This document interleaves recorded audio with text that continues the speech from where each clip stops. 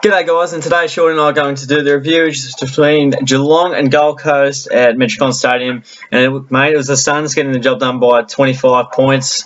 Again, another disappointing loss to a side well below us, but this round has thrown a few curveballs, that's for sure, which I'll probably delve into a little bit later with a little bit of a segment I'll go into. But look, mate, again, just not quite up to the task, and it's always important to win on the road, but the Suns just way too good in the end. I didn't get to see any of it. All I saw was the highlights and Scotty's pressing a few little bits and pieces, but other than that, didn't see much of it at all. But talking to you last night over the old Facebook and text, you saw 3/4 of it, and how'd you see the first 3/4, mate? Yeah, mate, I saw watched the first half of the old man, and then had birthday party commitments, and Likewise. within 5 points, and I thought, mate, give me a TV, I need to start watching this. So I saw most of the last quarter, and Yep. I was disappointed I found my way to a TV, because straight away we were terrible after obviously coming back a bit. But look, as a whole, as you said, it was very disappointing, because it's another game that we've dropped that we'll look back on and we looked upon as one we should win. And it was the first time I really watched it from the start, and it was just extremely disappointing. And we can probably talk the technicalities if we really want, but they're just the same sort of areas that continue to arise and be of real concern. And I mean, it's that old simple thing that people talk about, you come to play, which is, of course, it runs a little deeper than that, but certainly we were jumped by Gold Coast. And it's the same old problems, mate. I mean, they got over our zone continuously and broke us up quite easily in that regard. And it's very frustrating, because it is the same sort of areas that we talk about. Again, it was probably left to too few. And look, I haven't looked super hard at the numbers, but just a few things that I really felt from a broad sense were, when we do get rattled and the team gets on top of us, of course you look towards your leaders to change the momentum, and we really struggle to do that. Unless it's Dangerfield or Selwood, no one else seems to be able to change the momentum. And I don't fully agree with that we're a two-man band, because we have seen better performances from two of our second-tier types, if you like, and two of them will feature in my votes through the midfield. So it's not as simple as that. But certainly when the momentum is against us and we need any amount of player to change that momentum, if it's not Dangerfield or Selwood to really stand up, make a stand and show some leadership, then we just can't change the flow that easily. Yeah, I agree with that, yep. And also, we just seem to lose confidence really quick. And I don't know whether maybe our belief in our ability and structure isn't the same as others, but I think we're really good when we're on. And I was thinking about it today, I'm like, we're better than that. I mean, why do we see such differences in our ability? And I think we've seen us play some of our best footy either when we've been all over a side like Freo or Hawthorn, two poorer teams, or when a Dangerfield or Selwood has really set the tone and got the whole team rolling, like against a St Kilda or a Melbourne. So I think unless either of those two things happen, it's very tough. And my final thing that I'll talk about that I'm seeing with the Cats, and again, I was thinking about, why are we such a poor finals team? And I really feel like when the pressure comes on from any opposition, we just cannot handle the pressure and equally don't put enough on, because Gold Coast broke through after kick-out regularly and from defensive stoppages just got over the top and seemed to have 5 to 10 metres on us quite quickly, which is a combination of awareness, pace, but just also lack of pressure at the source, which really hurt us. So I think Geelong, when applied with amount of pressure, unless it's our real prime movers, struggle to handle it. So that's concerning, and I don't see that changing. And we all know that pressure around the ball is never more fierce than September, and that's shown in previous campaigns. And at this rate, if we do get there, it'll show again. So I think Cat supporters will be disappointed with seeing some real familiar signs of disappointment, and I think it's a real concern at the moment because we are a good side, but I think when we're met with a decent side, or at least a side who's willing to apply the clamps to us, we've struggled to respond. So I think it's a fair call to say that we are still a top 5 or 6 team, but probably a fortnight ago you would have said it's Adelaide, the Giants, the Dogs, then us, and then Port Adelaide.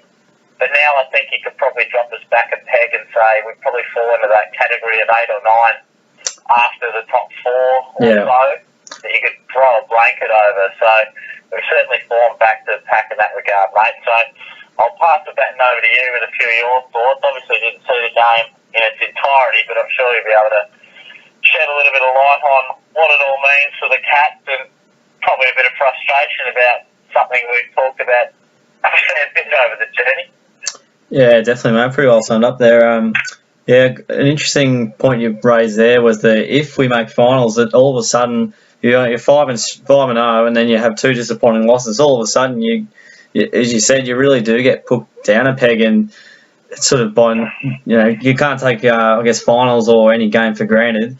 And I don't know if it feels like we do sometimes, but certainly a big opportunity lost there. I do feel we have struggled against the Suns as soon as we've played them in Metricon. Even in the 2011 season, I think they got to a massive start, and we won by 10 or 11 goals, but that was after the Suns were up by 5 or 6 goals at Metricon. So we do struggle to play there, and obviously had a weekend there a while back where we didn't get the job done as well. I think it might have been 2015 or 14 or something like that. They just outrun us, and I think Benell kicked 6. So there's been some disappointing games up there, that's for sure. But look, I'm in a position to be harsh, but also be understanding as well. Like, we're just very fortunate that Adelaide got smashed. St Kilda bet the Giants, and also there was another game. Let me have a look here. And Port Adelaide didn't get the job done there. So look, if those results didn't go the way that they did, we'd probably be looking at this a bit differently. It was a very upsetting round, but still, that doesn't excuse the Cats from a performance like that. Gold Coast are bottom 12 side. If they're going to finish 12th thereabouts, 12th to 16th.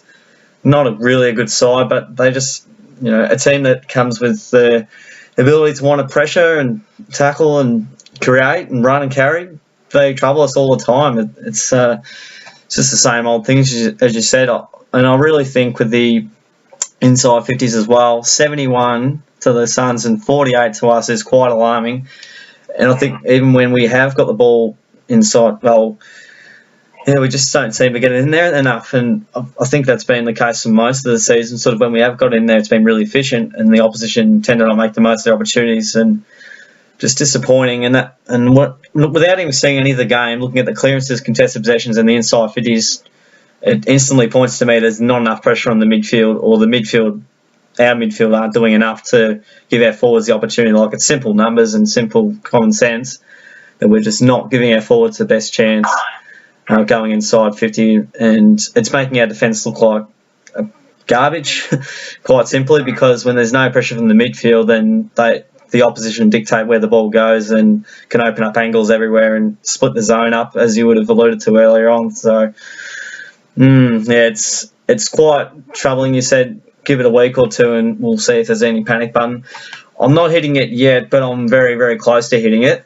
How are you sort of seeing it panic button-wise at the moment for the Cats, mate? I did say last week, didn't I, if we lost, I'd be hitting the panic button. And look, I've got to say I am, to be honest. I mean, you've got to be true to your word, and I'm pretty concerned. Like, I was doing a lot of thinking after the game and today, and just trying to really assess how and why. And I'm very, very disappointed with that result, because Collingwood, I probably hoped was just an up and about Collingwood side that got us on the hop, but to back it up like that was really poor. So, I mean, the panic button isn't like, I think we're going to miss the 8 or things like that, but just probably real concerns about perhaps the improvements we have made, and are we a different side to last year? You know, those sort of things. I mean, I'm not panicking thinking we've dropped off as a team from last year, but the panic is probably about, are we any better? And I think unless we're any better, I don't care. Because, you know, if we're no better, we're just going to be another side that has a poor final series. So, and that causes me to panic. So, you know, that's probably, very disappointed, particularly having seen it. Whenever you watch it, the emotions are always felt a little bit more. So, not good, mate. Not good at all. Very disappointing is the key word, I think, out of it. Atrocious is another word that comes to mind. Really, just you expect better from the Cats, and I'm very close to the panic button. Obviously, last year we lost to Collingwood, then we lost to Carlton the week after, and I think we only lost 4 or 5 games for the year. So, look, I'll see how we go against. I don't think we've played a top 8 side at this stage, but a lot of potential sides for the 8. Obviously, the Hawks this year aren't a top 8 side, but obviously were last year. So I'll see how we go against better sides, but it doesn't really excuse us because we're falling into the same old patterns. And you're right with the pressure in finals footy as well. You could argue since 2012 we've been awful with just the way teams have gone on top of us. Freo 2012. Port Adelaide in 2013 was a lucky not a lucky comeback, but just a workmanlike performance of just coming back after getting pounced by a young Port Adelaide, going down to Hawthorn, straight sets in 2014, 2015 not making it, 2016 not really a great win against the Hawks, they lost it. We were maybe a bit fortunate. If Isaac Smith keeps straight, we could potentially be in straight sets out again, and then absolutely polarised by Sydney. So certainly you're right, when the pressure comes, especially late in the season, it's do or die, and generally it's not a great result for the Cats. But I guess to sum it all up, we're just a mediocre side that may finish in the 8, may not. It's no guarantee, but see how we go, I suppose. But we'll the next few weeks will be telling, and there's a big challenge coming up, I suppose. Sort of near round 10, we've got the Dogs, Port Adelaide, and Freo. And West Coast. With a couple of those away, we'll know a lot more about Geelong then after those big games. Yeah, I mean, that's huge. And I know we'll get to the votes in a sec, but I don't know if you saw Scotty's presser, but he used the word mediocre, as you did just then. And certainly, at the moment, that's the sort of side we are. So that's what we are right now. It's up to the club and the coaches to see if they can get what is a list that is capable of being a top 4 side. Oh, definitely. Can they get it there? Can they produce it? So I'll watch that with interest. Yeah, they've got the cattle to do it. I don't know what's going on, but anyway, we'll go into the votes. So I might just quickly run through mine. I'm just basing it off stats / guessing, but I dare say that the top 3 will be there. I'll get into 3 to Duncan. He's worked his butt off lately. 33 touches, 10 marks, and kicked a goal. I'm assuming he was best on ground with those numbers, and he's just that second tier that you're probably going to talk about shortly, that just he really gets the job done nicely. I'm going to go 2 with Menegola, 22 touches and 3 goals.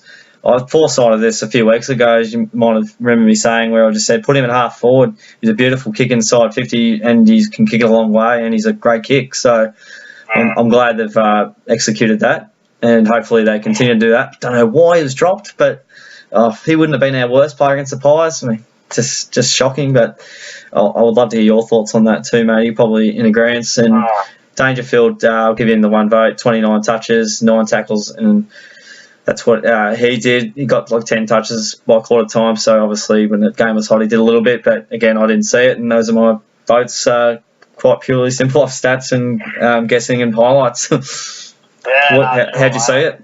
But I actually gave the 3 to Menegola. I mean, I may have missed some of Duncan's better work perhaps when we came back a little bit, but it was splitting hairs. I thought they were clearly our best 2. Yep. So Menegola, obviously came in for Henderson very, very late. So super surprising, as you say, that he was dropped, because he's a genuine weapon, I feel. Yep. And the 2 votes to Duncan.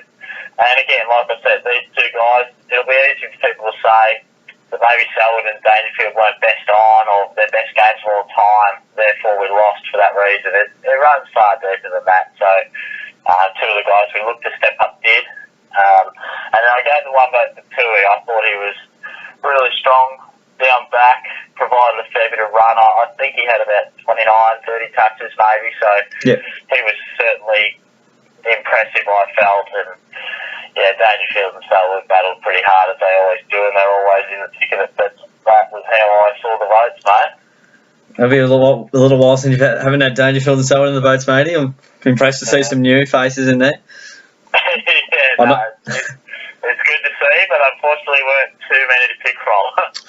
Well, that's not a good sign of us playing well, then, is it? We'll go into your segment, matey, the chopping block. I'll quickly chuck in a few cents on Aaron Black. Saw a little bit of the highlights, and I love him and whatnot. Happy he got a couple of goals on the board. He's getting his 15 or so possessions a game, a few marks, and also getting some tackles in. I like his forward pressure. I'm not saying to drop him or anything. I'm just saying I'd like to give him a bit of kudos for how he's been going, and I hope they continue with him because he provides good energy on the forward line and a bit of mobility to help out Hawkins.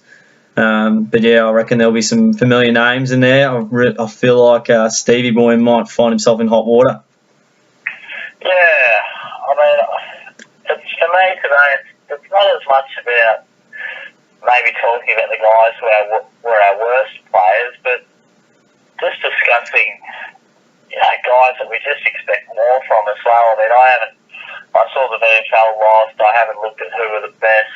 Our good mate Langers said that Kunico's provided a couple of good weeks, so he was praising him. But as you say, it's the same sort of guys that we talk about that just we expect more from, but they continue to not really deliver. And how that back line looks as well, it's very tall. Of course, Henderson went out, which saw Taylor play permanent back, but it is very tall and it's pretty slow. But the likes of Hughes is always on the cusp of being dropped, and Holland Smith, as much as I love him, he continues to just not quite grasp it at the next level.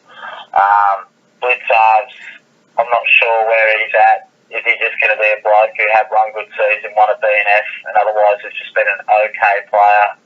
Guthrie's in all sorts. He's looking far from the player we know. Steve Motlop, I'm sure will be highlighted on the footy shows.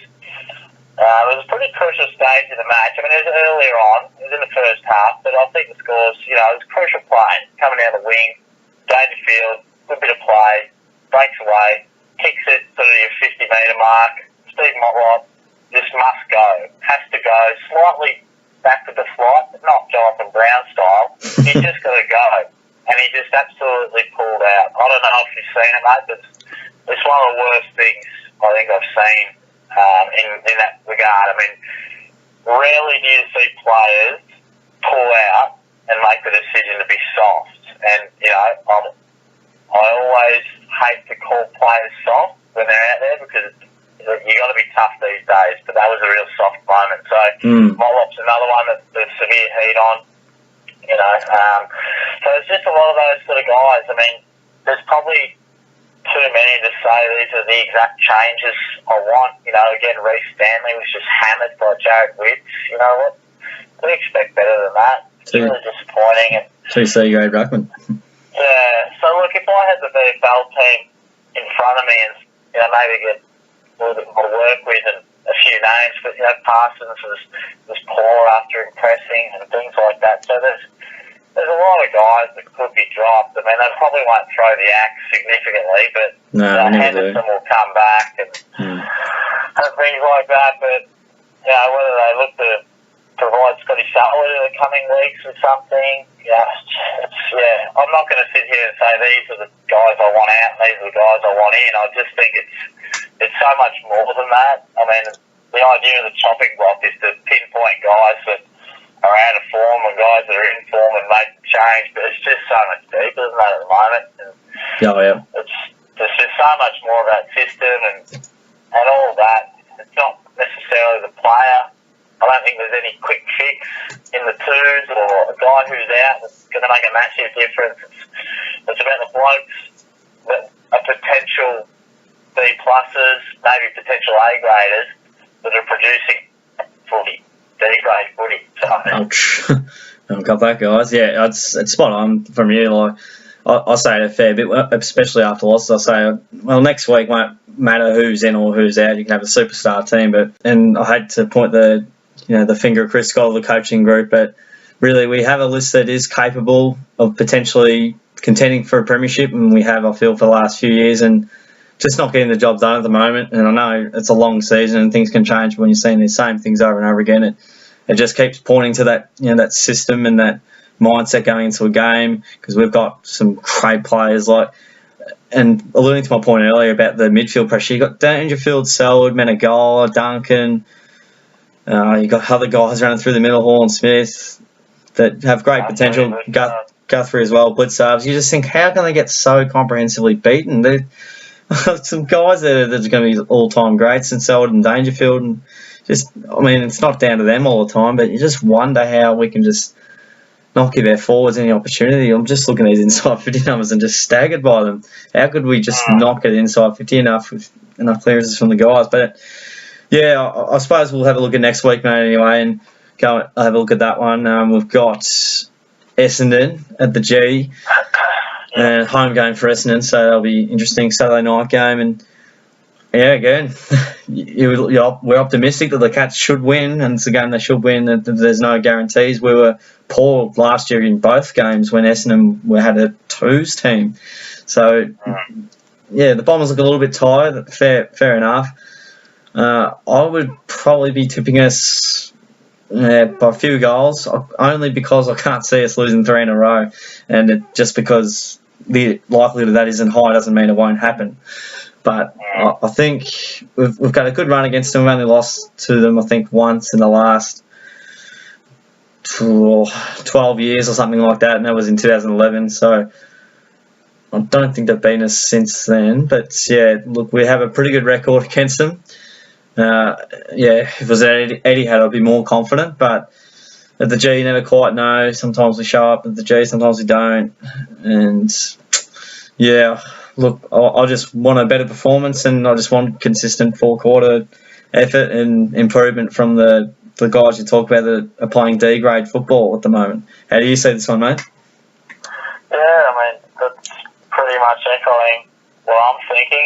You just don't know what you're going to get from it. It's as simple as that. You sit there and think about it logically. We should beat Essendon. They're not a great team, and neither are Collingwood, neither are Gold Coast. So, and maybe we aren't either. So, well, we're going to find out a lot. It's so hard to gauge, and in this equal modern era where the whole comp's so even, never has it been more important to just be the better side on the day and the one who prepares better and executes better against wherever the other team's situated on the ladder. So, look, I think we should win. Obviously, I feel like we're a better team than them, but at the moment we're not in good form. And they're not in great form either, but who knows, mate? I might go to this one with Tim if we can orchestrate out of work quick, but yeah, perfect. You're pretty much gripping on to hope, really. I don't have any great words of wisdom that I actually believe, because at the moment I'm just not sure where we're at. The last few weeks I've sort of believed that they're once-offs, or we are capable of better footy. At the moment, I'm really interested to just see how and when and if they can get us back to the sort of footy we need to be playing. So, I don't really do tipping, as you know. If I was tipping, I would go Geelong and we'll start favourites and all that jargon. But I'm more interested in chatting to you next week about it and seeing what's going on there and dissecting how it pans out rather than forecasting what happens. But because at the moment, we really can't be too sure on what we will produce on the day. So, as simple as that, really. But I'll wait and see, mate, because there's a lot of nervous Cats fans who are hoping that the season doesn't slip away before it gets started. Yeah, well, it's certainly not a Gary Ablett Jr. from Premiership right at the moment. It's certainly, as was sort of said from the top, it's so much more about system and the methodologies and the way we play and the mindset and the coaching and the zones we just continuously seem to get smashed at. It's just there's no 2 or 3 players you can just sort of chuck in your team and that'll fix it. It's just so much other things to work on, and let's hope Chris has the answer because he's got a 2-year deal, mate, and he's had 2 losses since. So I just hate that they pulled the trigger so early because we weren't even great in those 5 wins. And looking back on those 5 wins, really, we weren't really impressive in any of them. We were good enough, and I'll try not to talk too long on it, but saw this article about the anomalies of Geelong and Collingwood. Collingwood obviously didn't lose a game by, I think, any more than 19 points and kicked the most inaccurately a team's kicked in the first whatever amount of weeks, 5 or so. And a team such as us has never kicked so accurately. So it almost naturally levelled out and was an anomaly to then almost have a result where it was sort of, I guess, evened out.